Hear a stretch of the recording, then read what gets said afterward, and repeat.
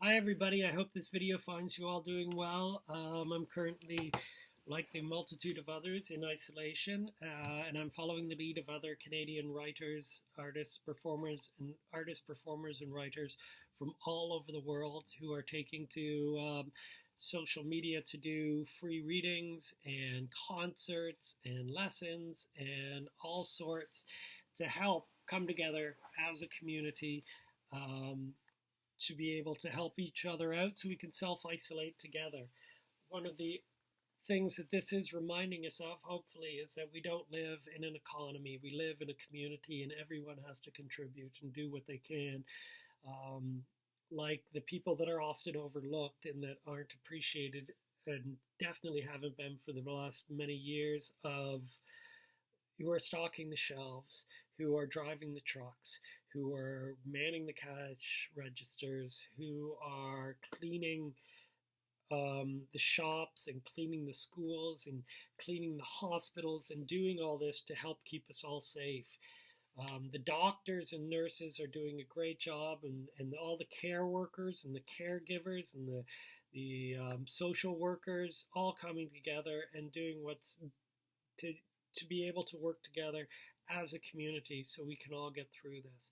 And it's great to see. And it's also great to see people who aren't artists sharing and expressing themselves online through all this, trying to keep people's spirits up, reading their own stuff, posting their own stuff, or reading other people's stuff, or just expressing themselves in a positive way and in a wonderful way of sharing what they love and trying to get everybody to come together to get through this. And I think that's wonderful.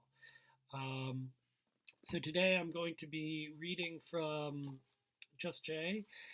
Just Jay has recently gone out of print, unfortunately. It came out of the gate strong. It was written up in the Globe and Mail on multiple bestseller lists, critically acclaimed, was translated into Norwegian and Swedish. But for reasons I won't go into, and some I don't even know, it didn't continue going in the way that it was hoped. But that's okay.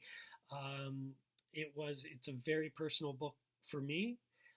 Because the protagonist is a 13-year-old girl who just lost her mom to cancer, and I wrote it after losing my dad to cancer. So we kind of went through it together, and I know that sounds strange, but one of the Irish things is, to give perspective, no matter how bad you've got it, somebody else has it worse. And losing my dad in my early 30s was very difficult. It was a difficult time. And you always want your parents there, and you like them, they're your safety net, they're your guide, your roots and your wings when it goes well. And so I didn't wonder, I just thought how much harder it would be for a young adult person who is coming of age. And while this is classified as young adult, it is a coming of age story. And I feel that they they reach out to everybody. There's no real age limit on them. I know I always like coming of age stories because in a way we're always coming of age. As we get older, hopefully we're still learning new things. We're coming of age. Maybe through all this, as a society, we're coming of age. We're maturing and realizing that everybody has value, and that value isn't the numbers on a computer screen somewhere, or how many how many cards they have in their wallet, or something like that. The human life has value. We all have value, and that's part of maturing as a person, and maybe we're maturing as a society, hopefully. Anyway, I'm gonna get on with things. So this is Just Jay. I'm gonna begin. This is the morning after the funeral of Jay's mother. Jay's father has a friend, in quotes, helping, in quotes, out, and Jay really doesn't like her, but you'll see that. So this is the morning after the funeral.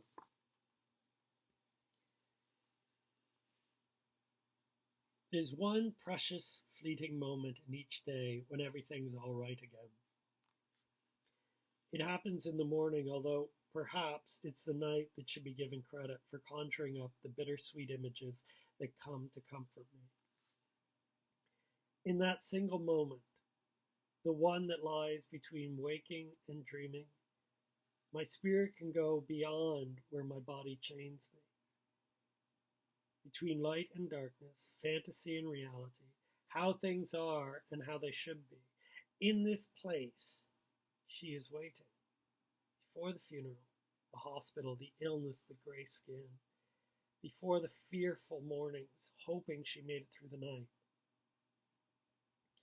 Before the guilt of wanting it to be over.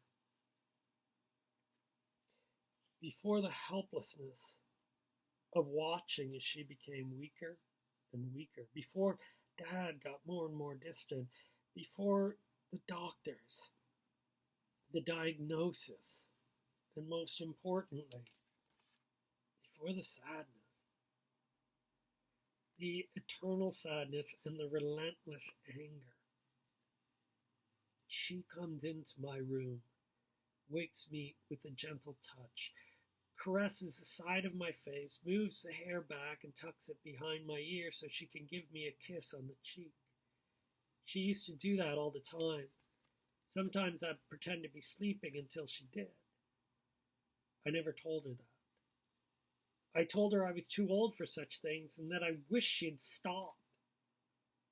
No one is ever too old for their mother's love, she would say, giving me a hug and tickling my ribs and telling me to get up. In that place, the place between this world and the next, I can feel her caring touch, the love in her kiss, and sometimes, if I get to stay long enough, which I rarely do, the safety of her arms around me. My time with her this morning is cut short by the sound of a pounding hoof. Someone must have taught the beast how to count to 10, and she's practicing on my door. She does it twice. The first time she only makes it to 8, gets confused, and has to start over again. What? I yell at the end of her second set. She makes it all the way to 10 this time. Perhaps there's hope. There's no need to scream, she bellows, barging into my room. What does not mean enter? I figure since she's doing so well with math, we should learn to move on to English. She sighs loudly, shaking her head at me. I may have confused her. Too much information, too fast. She starts picking my clothes up off the floor. What are you doing? I say. Your behavior yesterday was inappropriate, to say the least. Why are you touching my clothes? I asked to clarify. I don't think you even know what appropriate behavior is. You don't even know how to clean up after yourself. Put my clothes down, please, I calmly request. You ruin the day, she says. My calmness abandons me. You can't ruin something that can't get any worse, you insensitive. I hate when your brain kicks out at the most inappropriate moment. Cow! Not very creative, I admit. And for all I know, cows are very sensitive. Maybe that's why they're vegetarians. Nonetheless, from the look on her face, I hit my mark. She throws the clothes down. I'm sorry you find me so difficult to tolerate, but don't worry. It won't be for much longer, she says, and then walks out of the room. The nausea erupts in my stomach, and I rush into the bathroom where all the little pickles and sandwiches from the reception are released into the bowl. I should have chewed more, I think, staring at a baby gherkins floating on top. The egg salad and cold cuts don't make a pretty combination. I flush and watch the little pickle spin faster and faster until it disappears. It gets going so fast at the end, I'm afraid it might take off out of the bowl and go flying around the room, or worse yet, the house. That'd be a hard one to explain. I should have fished it out and slipped it onto the side of Fanny's plate. That would have been fun, especially when she ate it. Yummy. Wait a minute, I say to myself. It won't be for much longer. What did she mean by that? I quickly rinse my mouth out, throw on some clothes, and dash downstairs. I stop just outside the kitchen door. Okay, so now fast forward. At the funeral, um, Jay met her Aunt Gwen for the first time, and Aunt Gwen offers for her to come away to the summer to help her renovate a old house on a beach in Prince Edward County near the dunes, which are these beautiful sand dunes in a very beautiful part of the world. So she takes her up on the offer, and they go down where Jay works with her Aunt Gwen and with her friend Art, named after my father. And Jay also meets a young boy on the beach around her age named Connor. So as the house improves throughout the story, so does Jay. From the dunes, I could swear I hear the sound of a piano. I close my eyes and try and picture my mom playing it. Nothing comes but a cold shiver, like snow falling on my bare skin, and it feels like a flake lands in the corner of my eye as I feel a little tear trace its way down my cheek. I open my eyes, and Connor warms me with a smile. The corners of my mouth rise with unexpected ease as I return his sign of affection. The laughter that Connor gave me lasts throughout the summer. I even share it with Art and Gwen, and I try to participate in some of their bizarre word games. My weekly phone calls to Dad and Billy get less painful as each week passes more quickly than the last. Like sparks that broke free from the fire to become stars, my summer is turning into a collection of fleeting moments that scatter themselves like points of light, filling the void left in my life.